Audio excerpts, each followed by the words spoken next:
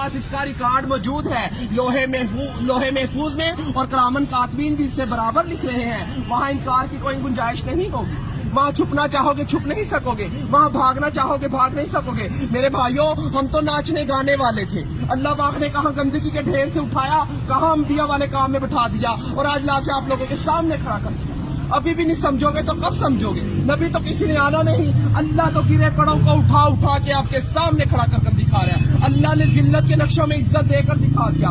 ہمیں تو جائز نجائز، پاکی نپاکی، حرام حلال کی پہچان ہی نہیں تھی. ہم لوگ تو سمندروں کے اندر تھے، آپ لوگ تو کنارے پہ کھڑے ہو. ہم تو اندھیروں میں تھے، آپ لوگ تو روشنی میں کھڑے ہو. ہم تو بے عقل تھے، آپ تو عقل والے ہو. مگر اللہ پاک بے عقلوں کو عقل دے دے کے بھیج رہا ہے. ابھی بھی نہیں سمجھیں گے تو کب سمجھیں گے؟ اللہ کہے گا میں نے علماء بھیجے، دین کے دائی بھیجے، مفتی بھیجے، قاری بھیجے، حتیٰ کہ ناچنے گانے والوں کو بھی ہدایت دے کے آپ کے سامنے کھڑا کر دیا تھا، اور وہ بھی یہی کہہ رہے تھے لوگوں اللہ کی طرف آ جاؤ. وہاں کوئی عذر چلنے والا نہیں. اللہ دنیا میں سارے عذر پورے کیے جا رہے ہیں. اگر آپ لوگ دین کا کام مقصد بنا کر نہیں کریں گے تو اللہ ہم جیسوں سے دین کا کام لے گا.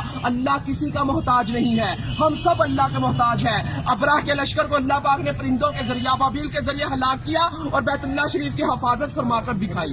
نمرود کو ایک مچھر کے ذریعے ہلاک کیا. جس بادشاہی کے تخت پر بیٹھ کر وہ سجدے کروایا کرتا تھا، اسی بادشاہی کے تخت پر بیٹھ کر اللہ پاک نے اس کے سر میں چتر مروا کے دکھائے. اللہ کسی کا محتاج نہیں ہے، ہم سب اللہ کے محتاج ہیں. میرے بھائیوں، اگر یہ تبلیغ کی محنت نہ ہوتی تو ہم جیسے کیسے راہ راست پہ آتے؟ یہ کام بالکل حق اور سچ ہے میرے بھائیوں، یہ انبیاء والا کام ہے. نبی تو کسی نے آنا نہیں ہے. اگر یہ تبلیغ کی محنت نہ ہوتی، چور، فراڈ، زنائی کیسے راہ راست پہ آتے؟ یہ وہی محنت ہے میرے بھائیوں. اس محنت نے ہمارے اوپر کرم کر دیا. اللہ ہمارے بزرگ دین کی حفاظت فرمائے جو یہ کلمہ لے کر ہم تک پہنچے. ہم تو اللہ کے حکموں کو توڑ رہے تھے، نبی کریم صلی اللہ علیہ وسلم کے طریقوں کو چھوڑ رہے تھے. کہاں سے جنت کے حقدار؟ جنت کا حقدار وہ ہے جو اللہ کے احکامات اور نبی کریم صلی اللہ علیہ وسلم کے طریقوں پر زندگی گزارے گا. تو میرے بھائیوں، اب کسی نبی نے نہیں آنا. ختم نبوت کے صدقے یہ کام میرے اور آپ سب لوگوں کے ذمہ ہے کہ ہم کلمہ گو والے بن جائیں، لا الہ الا اللہ محمد رسول اللہ کی دعوت دینے والے بن جائیں.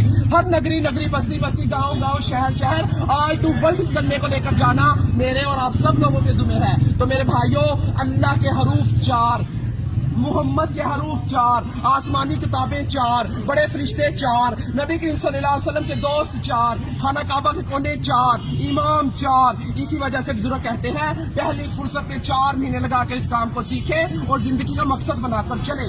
سیکھنے کے لیے 4 مہینے، کرنے کے لیے پوری زندگی، پھرنے کے لیے پوری دنیا. تو میرے بھائیوں، سیکھتے سیکھتے کرنا ہے اور کرتے کرتے مرنا ہے. تو میرے بھائی، یہ دنیا ہمارا امتحان ہے، عبادت ہماری پہچان ہے، اور دعوت اللہ ہمارا کام ہے. ہم تو اس کام کو کرنے کے لیے موت تک ارادہ کرتے